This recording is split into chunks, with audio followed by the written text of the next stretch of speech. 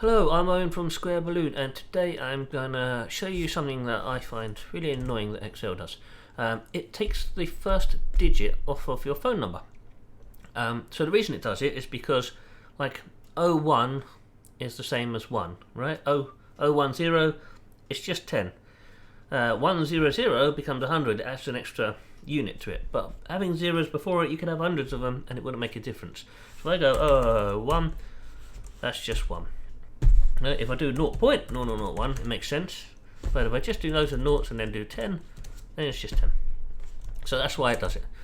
But if you're ever trying to save phone numbers, which I do quite a lot, I have phone numbers in a list of a database or something like that potentially, then it becomes a little bit annoying. So let me show you the easy way to do that. What I would do in that case is I would click on the A, so I select the whole row, I would come over to this button here, and I would just change it to text. And when you do that, you'll see, I'm going to type the next one in, it leaves to 0. And that's all we need to do. It's quite a simple solution in the end, but it can be a very frustrating problem for many people, so hopefully this helps someone.